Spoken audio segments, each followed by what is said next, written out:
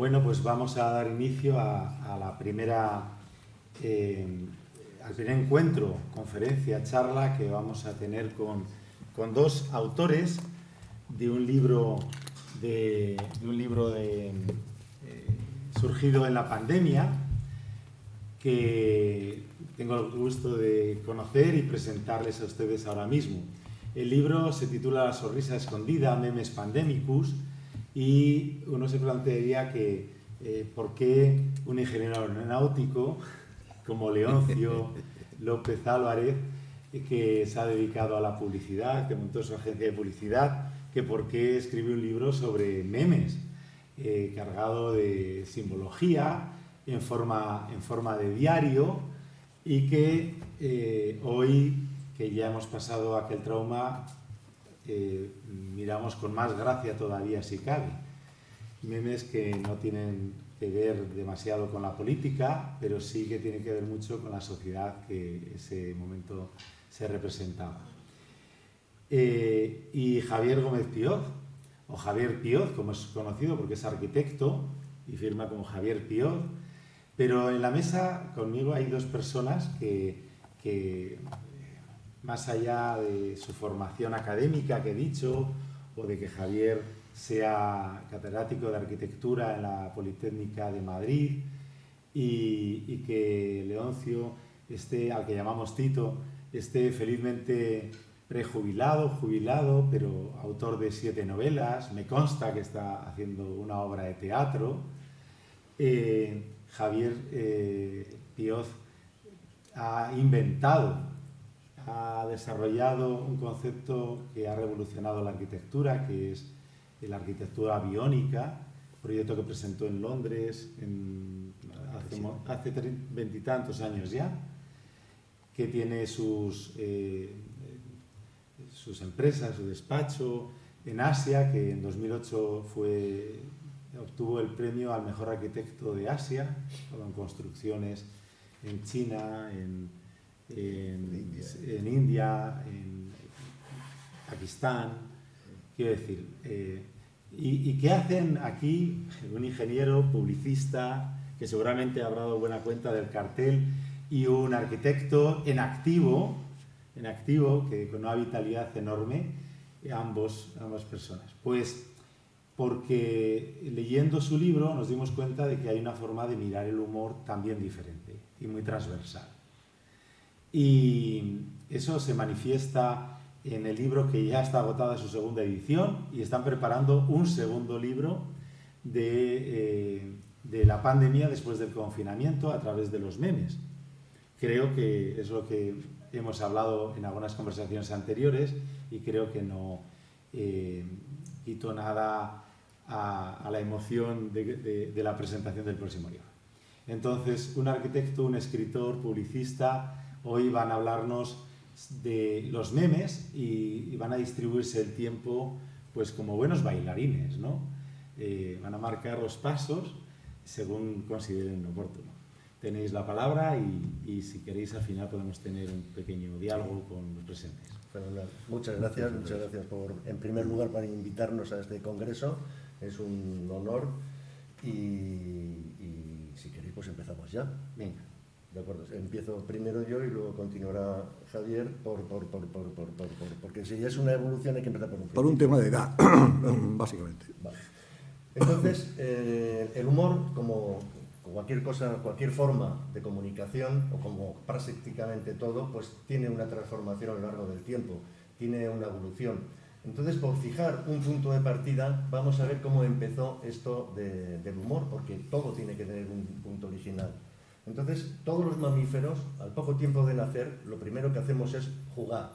Entonces, es una actividad que nos prepara para nuestra vida adulta, nos enseña, tiene un aprendizaje, también tiene una parte social muy importante, pero sobre todo, lo que más nos interesa, es una actividad que nos produce placer.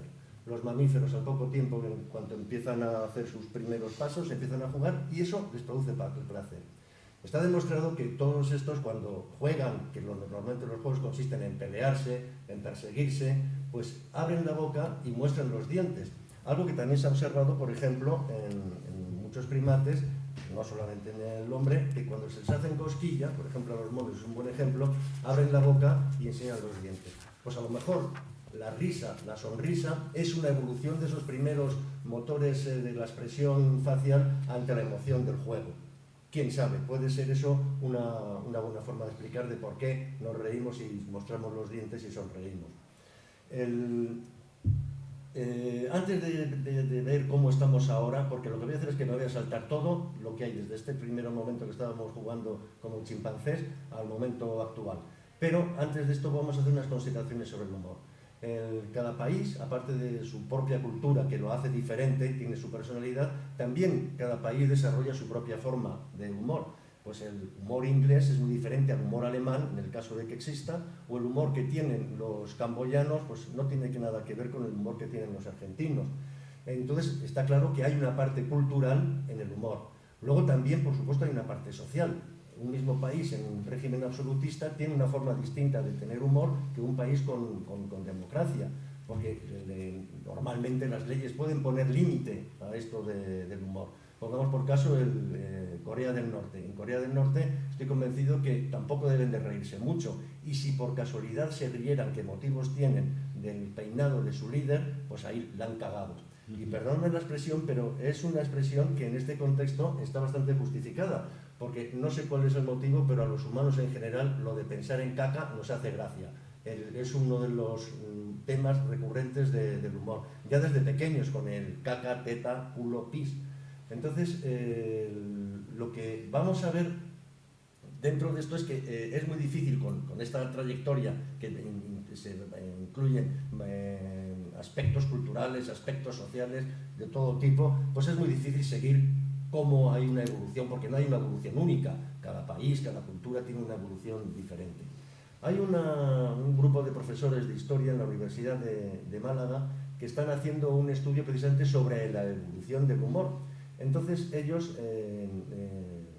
han llegado a la conclusión de que el humor, tal como lo entendemos hoy día, tiene un origen que se remonta al siglo IV, porque es de lo que queda documentación, que es un libro que se llama El Filógelos, que trata sobre chistes que hacía en Grecia en el siglo IV. Me imagino que serán del tipo de se encuentra un eunuco con un estoico y va y le dice, o algo por el estilo. El caso es que estos chistes no son demasiado graciosos para nuestros ojos. Sin embargo, en el Imperio Romano también hay constancia, y hay una escritora que recibió el premio Princesa de Asturias de Ciencias Sociales, que se llama Mary Beard, que tiene un libro que se llama Laughter in Ancient Rome, donde hace un estudio del chiste en la Roma imperial. Entonces, según Mary Beard, el Filógenos, junto con el humor en la Roma imperial, es el origen del humor tal como lo entendemos ahora y los chistes tal como lo entendemos ahora. De hecho, hay muchísimos temas que siguen siendo graciosos ahora, y son la escatología, como he dicho antes, el sexo, meterse con el prójimo, reírse de tus vecinos y, por supuesto, las mujeres, que también es un tema recurrente. Hay un chiste que viene de la época, pues, insisto, pues a lo mejor del siglo I o del siglo II, que se encuentra un hombre con su amigo, le dice, ayer me acosté con tu mujer, y el amigo le dice, pero vamos a ver, que me acueste yo, es lógico, no tengo más remedio, pero que lo hagas tú no tienes excusa. Bueno, pues este chiste, que por lo visto ya lo contaban los romanos, lo sigue contando Milton Berle, un cómico americano en pleno siglo XX, y lo sigue contando, por lo visto, en muchísimas de sus apariciones. Entonces también, como decíamos, los romanos tenían chistes como lo que ahora son de los leperos, ellos lo tenían los abderitas. Entonces se metían con los abderitas. Entonces cuenta, por ejemplo, un romano le compra un esclavo a una abderita, el esclavo se le muere al día siguiente. Este chiste es real, no me lo estoy inventando, es decir, que esto está recogido por este grupo de profesores de historia de la Facultad de Filosofía y Letras de la Universidad de Málaga, que lo han investigado y lo tienen. Y entonces el romano le dice a la abderita, oye, que se me ha muerto el esclavo. Y el abderita le dice, pues es muy raro porque a mí nunca se me había muerto antes. Bueno, pues este tipo de chistes ya es, digamos, el origen de lo que luego son los leperos, ¿no? Los chistes de los leperos. Pero vamos a dar ya un salto y vamos a dejar la antigua Roma y nos vamos a poner tal como estamos ahora. Entonces ahora tenemos un fenómeno que ha evolucionado no solamente el humor, sino la información en general, y no solamente la información en general y la comunicación, sino absolutamente todo, que es la aparición de Internet. Internet no es una evolución, sino es una revolución lo que ha conseguido. Entonces, en esta diapositiva demuestro más o menos el panorama como está ahora, porque es una cosa que antes no existía, que son las redes sociales. Bueno, sí existía, siempre han existido las relaciones sociales, pero no se llamaban así, las redes sociales. Con las redes sociales ahora tenemos una forma de decir lo rica que estaba la paella, o quejarnos del gobierno, cualquier cosa que sea fundamental para nuestra felicidad, pero además esto tiene una extensión global. De repente, no solamente se lo decimos a nuestra comunidad de vecinos, sino que llega a todo el mundo. Entonces esto tiene un alcance impresionante, y esto es lo que realmente ha vehiculizado una nueva forma de hacer el humor, que es lo que luego veremos, que es los memes, porque con las redes sociales hemos encontrado también una forma de contarnos cosas divertidas, es un soporte para la risa. Entonces, la siguiente diapositiva no tiene mucho que ver con el humor, tiene más bien que ver con la comunicación en general, pero el humor es una parte de la comunicación a fin de cuentas. Y esto es importante que, por lo menos a mí me parece importante, y como soy yo el que he hecho el estudio, pues lo voy a decir, lo voy a compartir con vosotros. Y es la transformación tan increíble que ha tenido en todos los medios de comunicación. Los mayores damnificados son, por supuesto, los periódicos. Ahora ya es muy raro que se compra el periódico en papel. Todo el mundo utiliza Internet porque para dinero es más barato, es más diverso, puedes ver varias cabeceras, no te tienes por qué comprar siempre un periódico o dos, El País, El Mundo, puedes comprar cualquier periódico, el 20 Minutos, el New York Times, incluso OK Diario, el que se te ocurra. Y entonces no me voy a meter en cómo ha cambiado la profesión a los periodistas que se dedican realmente al ejercicio de la información, pero tiene que ser terrible porque, para empezar, sufren un intrusismo terrible. Ahora hay muchísimos agentes que no son profesionales, pero que también crean, difunden y manipulan noticias. Son los blogueros, los youtubers, y están continuamente generando noticias. El otro día escuché en la radio, y no solamente eso, el otro día escuché en la radio a un grupo de periodistas ya veteranos que se quejaban amargamente de cómo había cambiado su trabajo, porque en muchísimos medios de estos digitales les pagan por clic que tiene su artículo. Esto es terrible, no solamente porque no puedes contar una cantidad fija a fin de mes, sino porque les obliga a crear cierto amarillismo en el titular. Porque claro, el titular es lo que te va a arrastrar al leer el contenido. Entonces tienen que ser muy audaces en el titular y buscar, pues, eso, un amarillismo. Se curran más el titular que el contenido, porque lo importante es que les hagan clic. Y esto me recuerda una película, La solterona picarona, en la que Tony Curtis encarna a un periodista sin escrúpulos que dice: no dejes que la verdad te estropee un buen titular. Pues esto ha llegado a ser de tal manera que ahora han crecido, lo que antes estaba diciendo en la presentación del Congreso Internacional, los fakes. Antes eran bulos, ahora son fakes. Entonces ahora hay tal avalancha de fakes, hay tal avalancha de bulos, que se han creado plataformas que se dedican a confrontar y a descartar noticias de dudosa veracidad. Esto, estamos hablando del fact-checking. Esto es terrible, porque realmente es un daño terrible que se le da a la información, porque se han llegado incluso, muchas veces los fakes se hacen imitando el logotipo de una cabecera de un periódico conocido, con el fin de que le dé mayor autenticidad.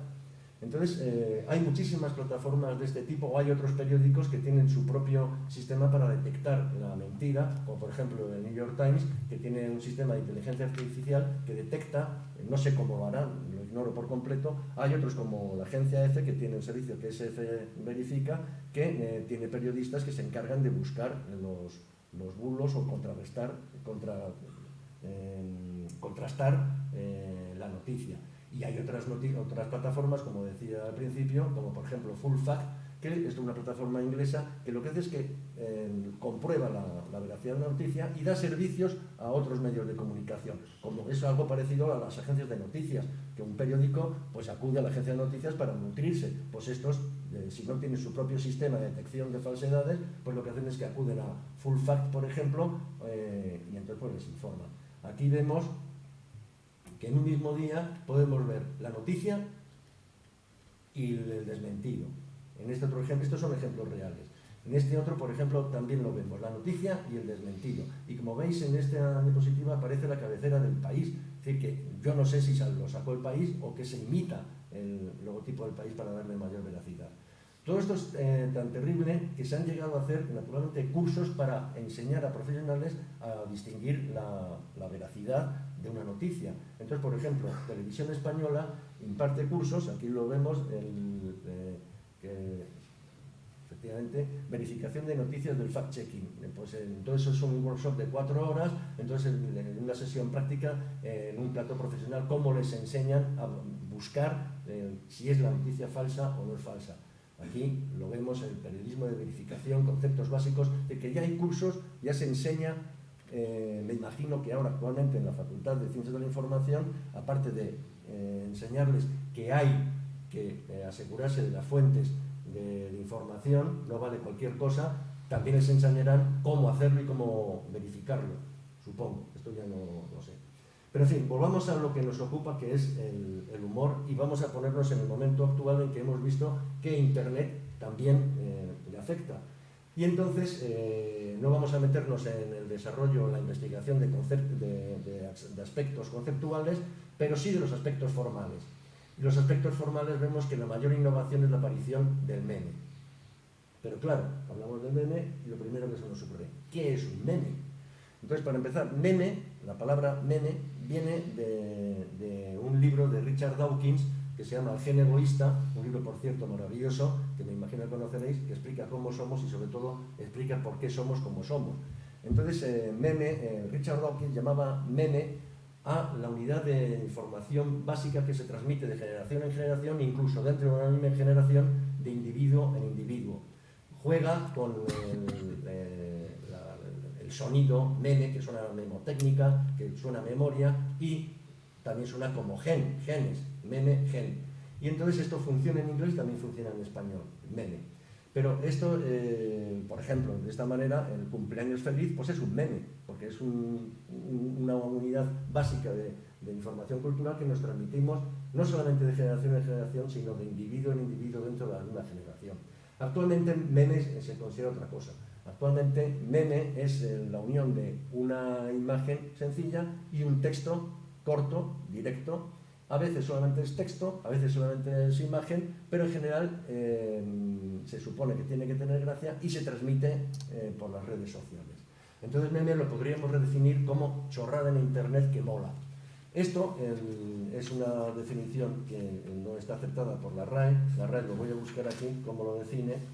RAE, el diccionario de la Academia, lo define como rasgo cultural o de conducta que se transmite por imitación de una persona. Bueno, esta es la definición de Richard Dawkins, lo que os he contado antes. Pero luego aparece otra acepción, que es imagen, vídeo o texto, por lo general distorsionado, con fines caricaturescos que se difunde principalmente a través de Internet.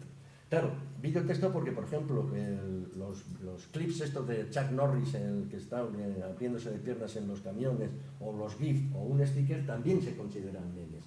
Pero meme, si solamente es la unión de una imagen y un texto, pues podríamos pensar que también los memes han existido siempre.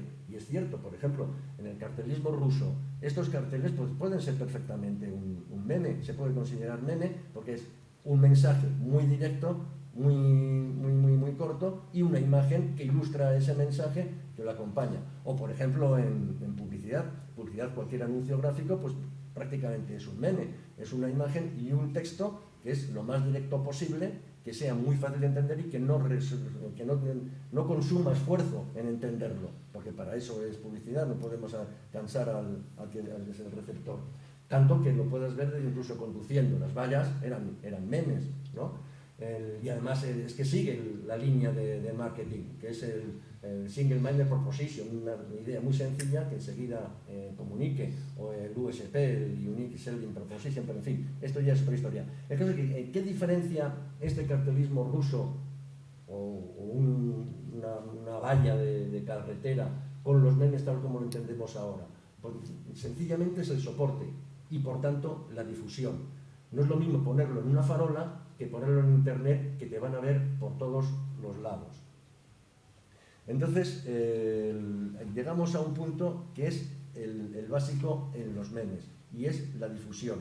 Y precisamente cuando la difusión conseguimos que alcance nuestros objetivos que estamos pretendiendo, alcanzamos la viralización, que esto es cuando alcanza realmente el meme la categoría ya suprema, imperial, de decir, ahora sí soy un meme de verdad. Entonces, como ahí está su poder, ya podemos hablar de dos tipos de memes. El meme que hace un seglar, por decirlo así, cualquiera de nosotros puede hacer un meme, o un meme que ya tiene una intención de comunicación y que obedece a una estrategia de comunicación. Me refiero a los memes que se utilizan en política. Eso ya deja de ser una chorrada en internet que mola para convertirse en una poderosa arma de comunicación, porque realmente es un arma de comunicación. Nada más tenemos que ver lo que con Twitter y Trump. Todos estamos al tanto que Twitter suspendió la cuenta de Trump porque estaba haciendo un uso, digamos que, bueno, esto ya se escapa de lo que estamos diciendo nosotros, pero el caso es que sí hay que ponerlo, ¿no? Para ver el alcance que tiene los memes, porque en Twitter también se pueden poner estos textos tan cortos, también se puede considerar meme, aunque no lo entendamos tal como es. Luego, dice, Twitter mimó a Trump para beneficiarse de su influencia, y naturalmente, si nada menos que el presidente de Estados Unidos, el hombre más poderoso de la Tierra, utiliza mi producto, lo que hace es que mi producto se revaloriza. Entonces, pues Twitter pues, puede sentirse, digamos, que es un mejor celebrity para anunciar su producto. Otra cosa es que luego ya lo haya machacado. Y luego otra cosa que tiene, bueno, tanto Twitter como los memes, es que lo hacemos personas normales. Yo hace mucho tiempo leí un libro sobre humor que el prologuista se preguntaba que quién se inventaba los chistes. Pero claro, tenemos a Eugenio, llegas a aquel que dio y no sé qué, simplemente lo que tiene es muy buena memoria, pero él no se inventa los chistes. Entonces, ¿quién se inventa los chistes? Entonces, el prologuista decía que son extraterrestres, que vienen del espacio exterior. Los chistes no se inventan aquí, vienen de fuera, de Marte o donde sea, y aquí pues los adoptamos. Sin embargo, con los memes no. Los memes yo creo que los enseñan hasta en la escuela de cómo hacerlo. Y luego, otra cosa que tiene el meme o los Twitter es su explosividad. Enseguida, vamos, a los 10 minutos de que ocurre un suceso importante, ya tenemos el teléfono inundado de memes. Por ejemplo, lo podemos ver en el caso cuando se murió la reina de Inglaterra. Enseguida ya había memes hablando sobre este suceso. Qué semana, estoy muerta, en fin, pretendían tener gracia. Yo me imagino que a los ingleses les hará menos gracia porque para ellos es un icono, ¿no? O este otro meme que estaba hasta en la sopa. Y para ver que también los memes no tienen fronteras, yo recibí uno, que lo tengo aquí, que viene nada menos que de Francia. A mí, Chambord, no perdéis llamar las cuas, no sé qué, en fin, aquí lo podéis ver. Vienen directamente desde cualquier sitio. O, por ejemplo, la pandemia. La pandemia, que como antes ha dicho Juan Carlos, y lo que luego hablará Javier, pues nos dio para escribir un libro, y del que luego hablará Javier, porque siempre da placer hablar de libros, que uno ha escrito. Entonces, los memes, los que hacen los memes, muchas veces no se los tienen que inventar, porque sencillamente recurren a fórmulas ya hechas. El famoso, aquí en España funcionaba el de "y tú lo sabes", con Julio Iglesias, o la bofetada que se llevaba alguien que había dicho una chorrada, generalmente era un político, y entonces Batman le sacudía. O el famoso meme, no voy a reproducirlo, del negro. ¿Os acordáis que era un meme teaser? Tenía una primera parte y una segunda parte desplegable. Entonces no voy a sacar al negro, pero sí un meme que hace referencia del negro, que es con uno de los nuestros, Julio Iglesias, pues hablando del negro. Luego también están aprovecharse de personajes que ya existen. En Estados Unidos hubo un dibujo que enseguida se memizó, que es un dibujo que se llama La Rana Pepe, que en el año 2005 el dibujante Matt Fury lo creó y hacía unas tiras que se llamaban Boys Club, y entonces esta es La Rana Pepe. Pues de repente la extrema derecha supremacista de Estados Unidos lo utilizó como icono suyo de sus campañas, y lo utilizaba, pues, por ejemplo, para amenazar a la población negra. Aquí tenemos otro que es White Power, con orcas, con fusiles, incluso ya sin ningún tipo de tapujos, directamente con la bandera nazi, y entonces diciendo que os vamos a gasear. Y siempre estaba la Rana Pepe.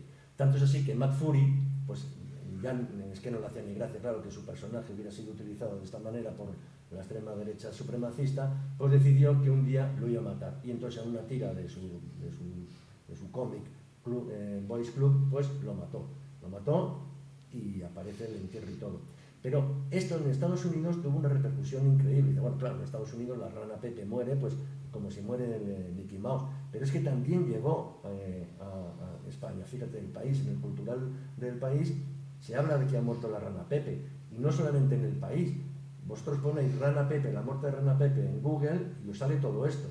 Fijaros la cantidad de entradas en el cultural, en no sé qué. Bueno, aquí hay un montón de soportes, como lo podéis ver. El Mundo, 20 minutos, todo esto. Y entonces hemos hablado de que lo más importante para un meme, precisamente que ahí es donde radica su poder, es en la viralización, en que se difunda.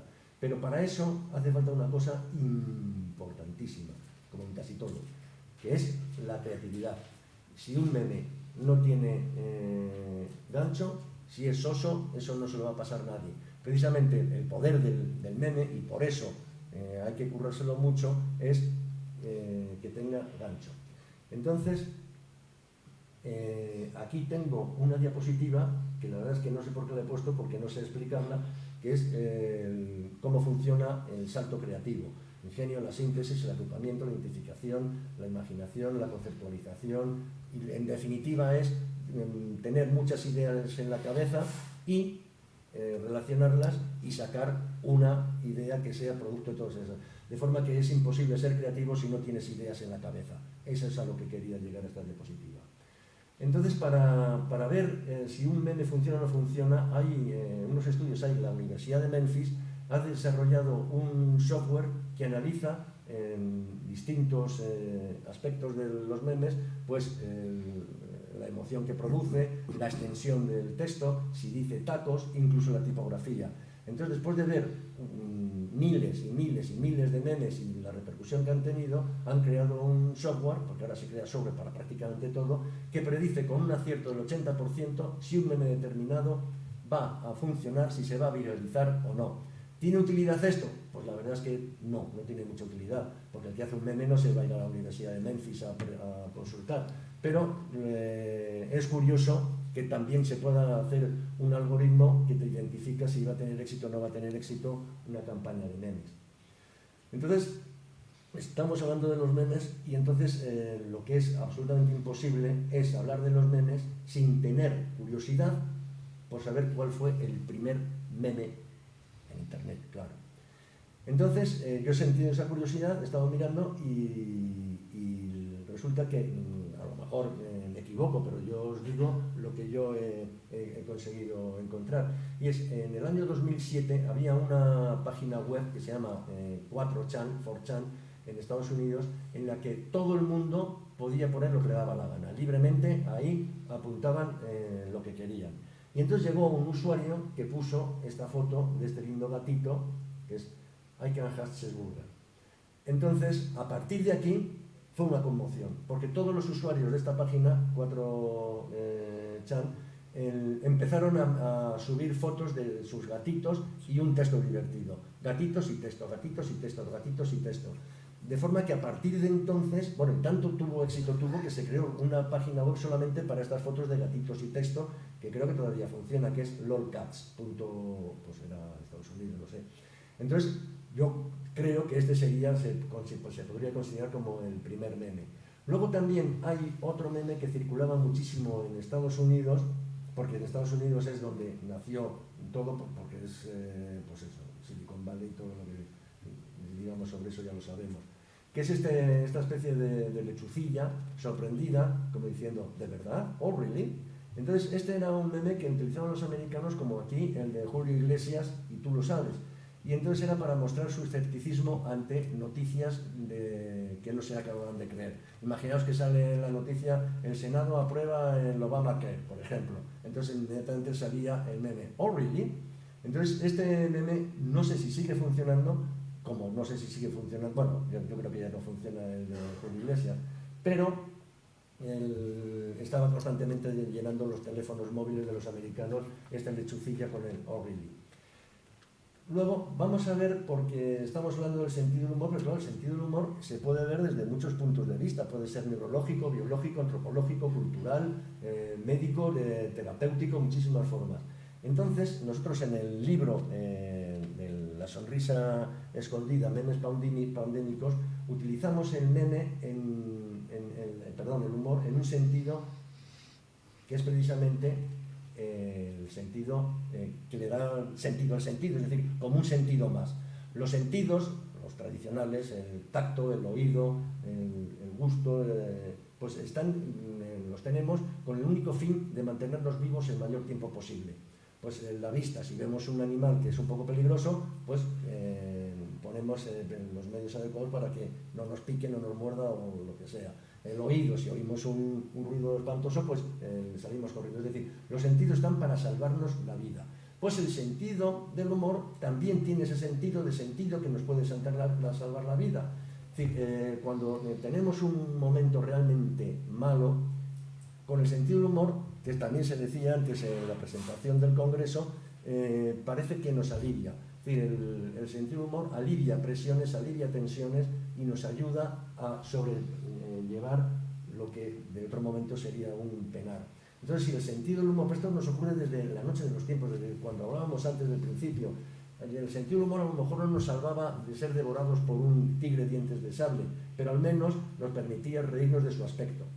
Entonces, actualmente lo podemos ver en la guerra que está manteniendo Rusia con Ucrania, que según avanzan las tropas comiendo terreno, las tropas rusas, otra cosa que luego se las devuelvan, pues había al principio de la guerra un gobernador, Vitaly King, que les inundaba las redes sociales, Telegram sobre todo, con vídeos de él haciendo bromas, riéndose de los rusos, mostrándose, en otras palabras, tomándolo con sentido del humor toda la invasión. Por cierto, no es lo mismo tomarse las cosas con humor que tomárselas a risa, no tiene nada que ver. Entonces, si las tomas con humor, es sano. Si las tomas a risa, pues eres un poquito descerebrado. Hay que tomárselas con humor. Entonces, todos estos vídeos que subía precisamente para dar ánimo a su población, pues muchas veces se convertían en memes. Por ejemplo, este es uno de ellos, en que le vemos ahí con las piernas encima de la mesa con Vladimir Putin. Entonces, lo que está claro son los efectos terapéuticos del humor. Y esto lo saben todos los terapeutas. El humor rebaja los niveles de ansiedad, previene contra la depresión, refuerza el sistema inmunológico, ayudan a contemplar otra perspectiva y nos hace más creativos. Y posiblemente, esto no lo pone, rebaje la inflamación de tobillos. Entonces, el humor realmente es un sentido que hay que aplicar constantemente en nuestras vidas, sobre todo porque nos resulta muy útil en esos momentos de penar. Entonces, pues nos alivia el humor, nos da una cara más amable de lo que está ocurriendo. Y además es reversible. De la misma forma que cuando uno está contento le sale espontáneo cantar y reír, también está estudiado, esto no me lo he inventado, que también funciona al revés. Estás normal, empiezas a cantar, empiezas a buscar películas de humor y tu humor mejora y te encuentras mucho más positivo y estás más contento. En fin, lo del humor llega incluso a extremos en el momento en que nos morimos hay muchísima gente que se lo toma a guasa. Había un actor, lo que pasa es que no he conseguido encontrarlo quién se trataba, que cuando se estaba muriendo, las últimas palabras que le dijo a su amigo que estaba con él, despidiéndose de él, le dijo: no le digas a nadie que soy el hijo secreto de Superman. Pues fue una humorada, naturalmente no es que se le fuera la olla, es que pues le dio por ahí. O lo famoso, la lápida de Groucho Marx, que es mentira, que pone: perdonen que no me levante. Es mentira, en la lápida de Groucho Marx lo único que aparece es su nombre, la fecha de fallecimiento y una estrella de David. O la lápida supuestamente también de Miura, que también es falso, porque esto no lo he mirado, pero se dice que ponía: yo sabía que este médico no era demasiado bueno. Bueno, pues es mentira. En la lápida de Miguel Miura pues pone su nombre, la fecha de nacimiento, la fecha de su muerte, y su familia lo siente muchísimo, lo normal. Es decir, que eso también es luego ya lo que se crea pues la cultura popular. Entonces, por mi parte, y le doy ya pie a Javier con una bonita diapositiva que ninguno de los dos llega a entender, pero que está muy bien, que es: esto es un tío que le dice al otro y aparece en una lápida, es decir, el chiste ha muerto, larga vida al meme. Pues nada más, muchas gracias.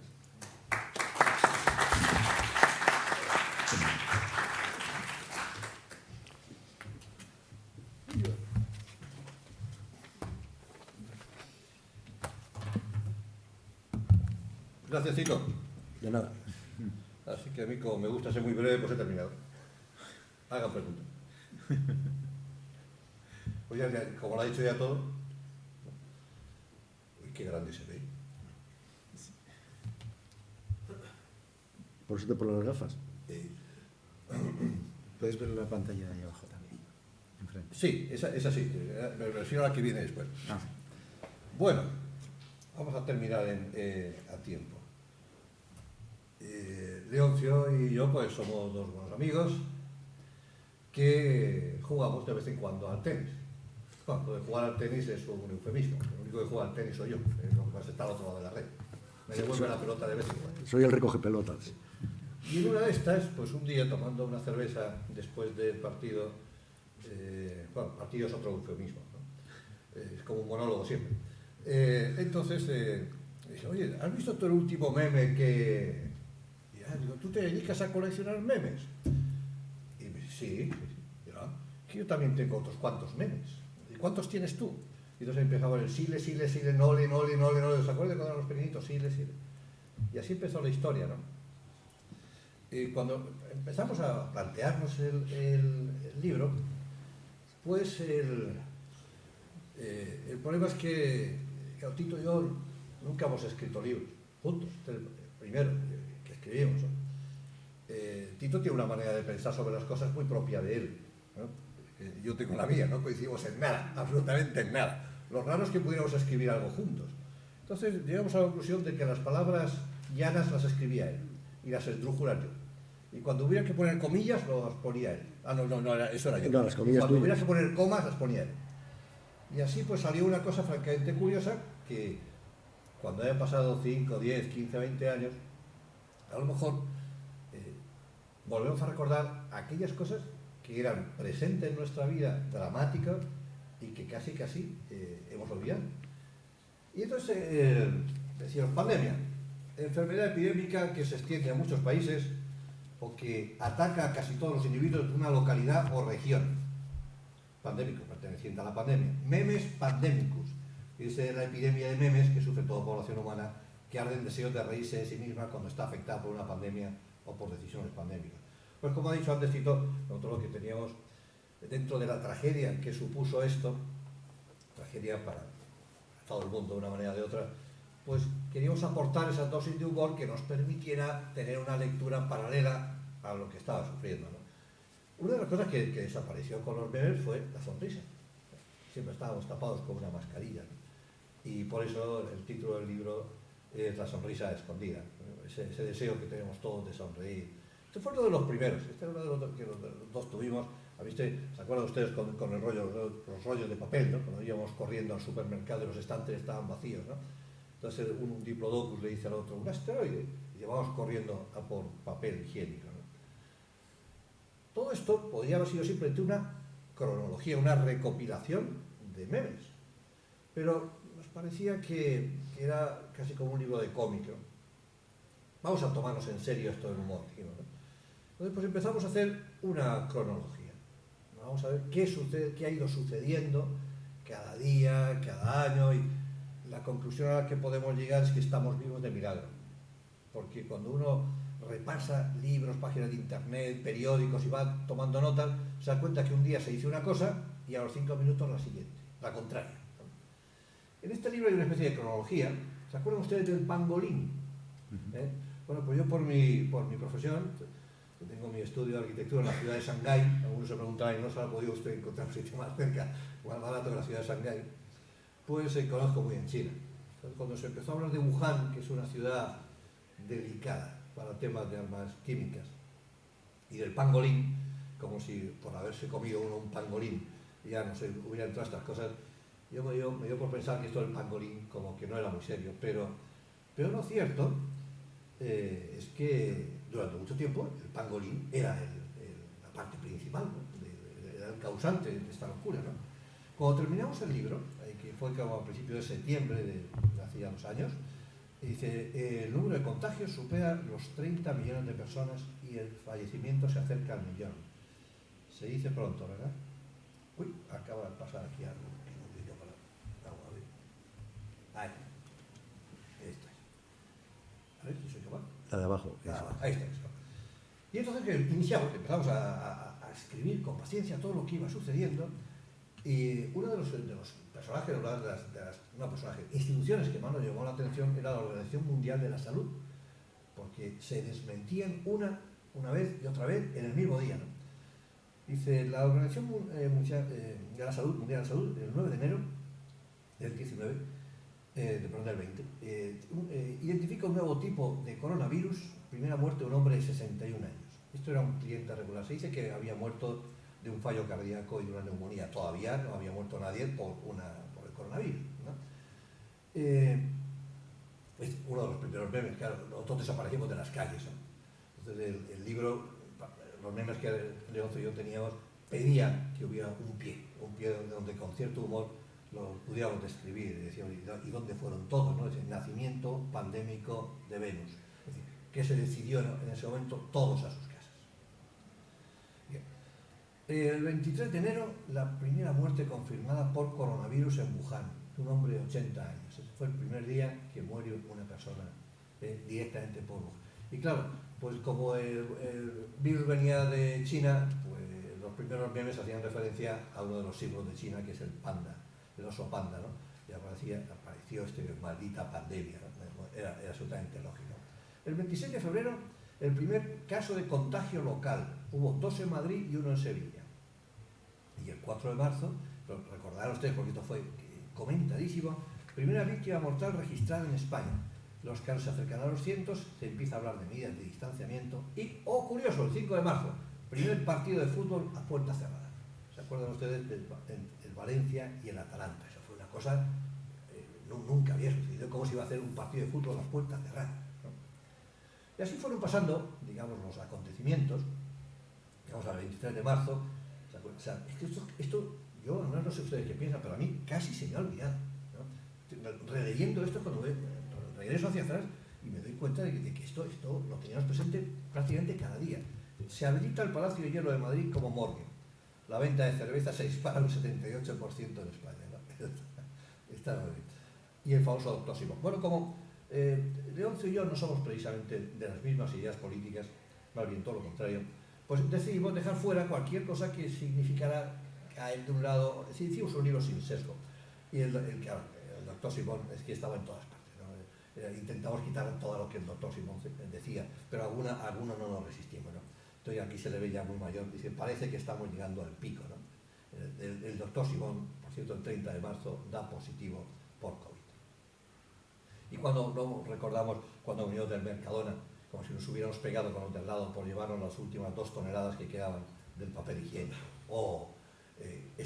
Tan divertido, dice, creo que ya me dio el coronavirus, claro, la cervecita Corona, ¿no? Y dentro de esta cronología, importante para poder entender lo que sucedió y el libro, por qué nos decidimos a escribir el libro, el 31 de marzo, día del máximo número de contagios diarios, 9.922. Esto es tremendo lo que viene ahora. Es decir, el Big Data pronostica que el 28 de abril ya no habrá más contagiados en España. Lo dicho, estamos vivos de milagro. El 3 de abril se anuncia que las cervezas, las patatas y las aceitunas desbancan el papel higiénico. La lista de la compra se adapta al confinamiento largo. Es curioso. Y como decía, y las ciudades parecían otras, el mundo era distinto. Es decir, un simple paseo era algo que celebrábamos, aunque mirábamos con recelo a aquellos que no llevaban mascarillas o no respetaban las distancias razonables. Tengo una anécdota mía. Yo usé la Moraleja y salí un día a hacer la compra, como íbamos, con las bolsas colgadas del brazo, ¿no? Entonces, enseguida no había nadie en la calle, me para un coche de la policía. ¿De dónde va usted? Estamos hablando de la Moraleja, ¿no? Una gran vía. Hombre, pues aquí a hacer la compra, no me ve usted que voy así como en chándal y con una bolsa que pone aquí Mercadona, pues voy a comprar. Dice, ¿y ve usted aquí la Moraleja? Sí. ¿Y lo puede usted justificar? Pues justificar. Se me deja su DNI. Saco el DNI, se lo doy. Oiga, aquí pone Valdemorillos, y claro, que era mi última vez que todavía no renovaba. Y no se pensaba usted que ha venido caminando de Valdemorillo a la Moraleja para comprar en el Mercadona. Entonces, ¿y tendría usted un documento que justifique que vive aquí? Pues bien, yo se me ocurre que le puedo ver. ¿Tendría usted un recibo de teléfono de la luz? Y bien, yo salgo todos los días de casa con el recibo de teléfono y el recibo de la luz en el bolsillo, por si acaso. Bueno, y nos fuimos calentando. Llegó un momento en que el propio guardia se dio cuenta que era casi tan tonto como yo y entonces me dio por imposible, ¿no? Pero eso, cuidado, pero más claro, yo era un señor ya mayor, no era un crío, éramos portadores de cosas malísimas, ¿eh? Aparte de tener un riesgo potencial de infectarnos, infectábamos a los demás. Bueno, lo cierto es que este es uno de los primeros memes que aparecen en el estudio, todos a ponerse ha hecho esa mascarilla, porque claro, como decía el otro, para ponerse hay que tener dos orejas, que hace falta tener mala idea ese meme. O aquel famoso que vamos en un transporte público, alguien estornuda y salimos todos corriendo en transporte público. Dice, un chino estornuda a bordo. Vale, y ya no, el día que empieza la desescalada, ¿no? Dice, la fase 5, mes de julio, AVE Madrid-Alicante. Y pocos me parece, claro. Y nos inventábamos cualquier cosa para salir como fuéramos, ¿no? Hay algunos que tienen un texto, una manera de escribir, la verdad, muy afortunada. Están los famosos test masivos, ¿no? De que podía... la televisión española anuncia que en España se han realizado hasta el 27 de agosto 9.987.326 tests. Dice, ¿cómo es un creador de memes se imagina cómo ha sido el sistema seguido? Podría haber sido el mismo número de cafés. Hace 20 años teníamos a Johnny Cash, a Bob Hope, Steve Jobs, ahora no tenemos ni Cash, ni Hope, ni Jobs. Hay que reconocer que los que escriben esto, lo escriben con un sentido del humor realmente extraordinario. Y el libro pues lo dividimos en unas cuantas partes, como pasa con todos los libros. La primera parte, cuando la pandemia no traía pandemia; la segunda, alarma, todos a sus casas; la tercera, empieza la desescalada; la nueva normalidad; la cuarta, el epílogo y un anexo. Y claro, ¿quieres pasar la cuarentena conmigo? Los papel higiénicos sustituyó a los tradicionales. Bueno, y aquí noticias preocupantes que no nos preocupan. Yo no sé entre los que están aquí si ustedes entienden la relación entre estos dos objetos. Si los que están aquí entienden la relación entre los dos objetos, están en peligro. Los que no lo entiendan, ¿os acuerdan ustedes de la caseta y el lápiz que metíamos para enrollarnos? Claro, lógicamente. Y de tanto aconsejarnos que nos laváramos las manos, empezaban a salir hasta las pruebas ocultas, como este coronavirus. Apareció un examen que hice en 1991. O una vez que Tito se dedica a estas cosas tan raras, tenía en su casa un cómic de esto de la Galia, ¿no? Y decía, coronavirus, en las carreras. Dijo, ya sé que aquí, ¿de dónde sacan los nombres para estas cosas tan raras? Yo tengo un amigo en China que me ha dicho que no conviene pillar el COVID-19 porque en septiembre sale ya el 20. ¿No? La verdad que de todos, entre el doctor Simón fue el más importante, digamos, de todos los memes que han salido, pero la batalla del papel higiénico dio para mucho, ¿no? Dice, nos aprovisionamos hasta el paroxismo y entramos en un estado cataléptico y colectivo de pavor. Bueno, se puede vivir sin muchas cosas, pero no sin papel higiénico. Y el rollo de papel higiénico, mi tesoro.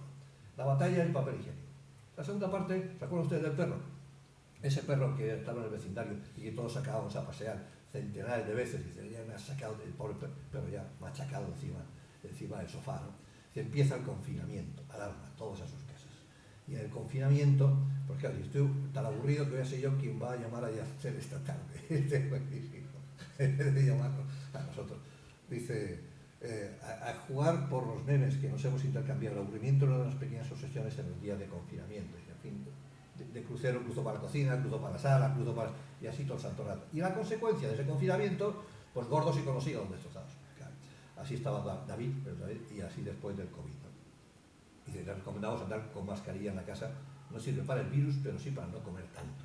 Hay que reconocer. Y este que es muy propio de Tito, porque a Tito le pasó algo parecido. Los dos somos moteros, que nos gusta mucho las motos, ¿no? Entonces un motero que llega a su casa, se le da su garaje y se sienta para salir. Y dice, voy a esperar porque esto va a pasar pronto, ¿no? Y al cabo de años ya las telarañas le comen. Y como no, gira, ¿no? Si hay que hacer coronavirus, que se ponga. Digo yo que no te quedas en casa tú y salir con nosotros, que esta fantástica ¿se acuerdan del distanciamiento social? Que todavía hay que dejar. Entonces, este inventor de zapatos que le hace una puntilla larga. Y claro, como no podía ser de otra manera, pues el mundo del arte también refleja con muchísima gracia todo lo ocurrido en la pandemia. Está fantástico donde se han ido todos, ¿no? En la última cena. O la del Louvre, que dice la Gioconda, por fin son. Bueno, y a veces no nos resistíamos a colocar al doctor Simón, a pesar de eso, de que hemos intentado ser lo más neutros posible. ¿Se acuerdan de cuando en el Pisuerga se encuentra a uno o dos cocodrilos? Y dice, no, serán dos cocodrilos como mucho. Claro, es que el pobre Simón tuvo aquello que dijo, no, esto será uno o dos contagiados como mucho. Y cuando estábamos confinados, niños en casa por todas partes. Dice, que ¿cómo fue mi día? Me dice, me doy a la bebida. Dice, lo más al enterarse de que tendrán un mes a los niños en casa, ¿no? Dice ahora mismo en Madrid, dice que hija, ya me está escribiendo mi hija para que le cuide. Os digo, no, hija, no, bloquear, ¿no? Y de tanto estar en casa, pues claro, hubo una moda, que era la moda meetings, Zoom meetings, donde dio muy bien vestidos hacia arriba y en gallumbos en la parte de abajo. O como nos cambiaba el home, era la oficina de casa, con esta imagen tan bonita, tan curiosa, del Papa y el famoso actor. O lo que pensábamos que iba a ser trabajar en casa y lo que en realidad fue. Aunque este meme divino que decía, pues no queda mal el adminículo en el salón, ¿no? Es que la hormigonera, o el de los niños atados para poder trabajar. Y este que es fantástico, ¿no? Así es como decía, a ver, ¿qué me pongo? Y la camisa blanca en la que, no, esa no, está muy manchada. Y poner la camisa negra, que es la que no se notan las manchas, pero de chaqueta para abajo siempre está donde está lisa. Total, que comenzó la desescalada. Y en la desescalada, pues claro, las medidas que se hacían para poder organizar o decir cómo iba a ser esa desescalada, pues casi parecía un galimatías matemático como esto que hay aquí, y los memes los captales. Tengo tanta información del coronavirus en mi móvil que en vez de vibrar el hijo de puta tose. La madre que lo parió, claro. Dice, esta nueva mascarilla con la que fuiste al cole esta mañana, no, está mucho más chula. Me la cambié con Diego y esa la cambió con Lucas, ¿no? Tremenda. Y las mascarillas aparecen dentro de los propios memes, ¿no? Este que está, el meme de arriba a la derecha, es fascinante, ¿no? La coronavirus, la cerveza Corona en un lado y todo lo demás, cerveza con coronas en el lado de la derecha, ¿no? Bien. Y así pasamos de usar las mascarillas a dejar de usarlas. Y aparecieron también memes, 6 meses después de usar las mascarillas. O que teníamos que ponernos las mascarillas durante 6 meses al revés para que nos estiraran las orejas. O que cuando uno entra en casa y se quita la mascarilla y encima huele a cocido, ¿no? El distanciamiento social. El ajo, los chistes de Dios, la creación del hombre, también es un distanciamiento. Pero eso era el distanciamiento social, que es el cine, lo hemos visto en miles de memes que han tenido como referencia, como el cine, llegó a arreglarse un poco con todos estos geles que nos parece que nos protegían, ¿no? Y todo ya el distanciamiento ya no era tan importante porque habíamos encontrado un gel de alcohol que nos protegía. Y lo de las 50, tras las 50% no puede ser más falsa. A mí me han cobrado lo de siempre, ¿no? Y vino las terribles olas, los rebrotes, ¿no? Dice, pandemia, el volcán, el meteorito, mira, yo voy a pisar lo fregado, ¿no? Que me da igual. Este meme de abajo del todo es de los más divertidos. Soy García de Homicidios. ¿Quién es Agente Escobar? ¿Qué ha pasado? Asesinato de un varón de 38 años. Su madre le ha dado 6 puñaladas por pisar lo fregado. ¿Han detenido a la madre? Dice, no, todavía está mojado. Dice, científicos de La Mancha están suministrando alta dosis de queso a los pacientes de coronavirus. los primeros resultados son optimistas, están semicurados. Fantástico. O sea, que no hay vacuna para un virus que podemos matar con jabón. Vamos, que dice mi madre, como vaya ella, encuentra la vacuna del COVID. Pues buena es la madre, ¿no? Y, claro, y los efectos, ahora no quiere, ahora no quiere, ahora no quiere, ahora. Dice, el Barcelona, no sé si aquí alguien del Barcelona, dice, en Barcelona dicen que si la vacuna contra el COVID-19 de Bayern, que prefieren morirse. ¿Se acuerdan de aquel 8-2? No es para hacer sangre. Dice, después de todo lo que estamos pasando, solo falta de cuando saquen la vacuna sea un supositorio. Qué mala idea, ¿verdad? Y el epílogo. ¿Y el epílogo? La pregunta es, ¿epílogo? Dice, oiga, de verdad, la historia que tiene. Si no quiero alarmar a nadie, pero he visto el dúo dinámico afinando la guitarra. ¿Se acuerdan las canciones del dúo dinámico? Salíamos ahí a aplaudir por la calle. Bueno, ¿no? Se empieza a hablar de la vuelta al trabajo tras las vacaciones. Todo el mundo mirando de reojo al próximo, poniendo la mascarilla rápidamente, al pagar un peaje, porque si no tenemos un broncazo del empleado en la obra, ¿no? Y los memes hechos en serio, que se hicieron muchísimos, ¿no? No solamente con sentido del humor, sino con la realidad de lo que estaba pasando. Y llegamos al fin del libro, pero claro, de verdad. Nuestro editor pues, nos pidió que cerrásemos una fecha, en septiembre, porque había que sacar el libro en Navidades. Pero ya intuíamos que eso no era broma, que no podía ser. Que en escala cósmica sí, pero que en la realidad no. Y tal, este último es fantástico. Dice, calentar que salir. Dice, un hombre estornuda con la mascarilla puesta y tiene que ir a urgencias para que le cosan las orejas, ¿no?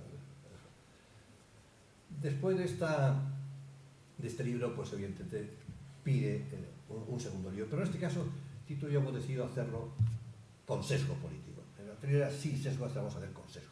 Entonces él empezará por una cara y yo empezaré por la otra y nos encontraremos en el medio. Y cada uno tendrá una visión distinta de una realidad que es la misma para todos, ¿no? Y le vamos a llamar la pandemia nacional. Bueno, pues muchísimas gracias.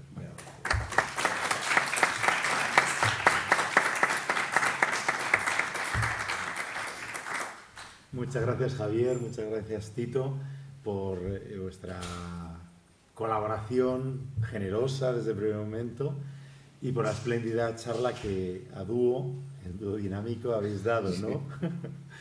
El humor es una cosa muy seria, ha quedado claro, y además terapéutica. Bueno, tenemos 1 minuto o 2 minutos para si hay alguna pregunta, por no romper la dinámica de las siguientes intervenciones. ¿Alguien quiere preguntar algo a los autores del libro sobre lo que han dicho, sobre lo que no han dicho? Todos a la vez no, ¿eh? De uno en uno, por favor. ¿Hay alguna cuestión? Damos por zanjada entonces la reunión. Han dicho, preguntarle yo. ¿Quieres preguntarle? Pues, no, que luego me respondes a la y si no, son las 11:01, o sea, y prácticamente hemos venido vestidos de ingleses. No todos. Entonces dejamos paso a la siguiente sesión.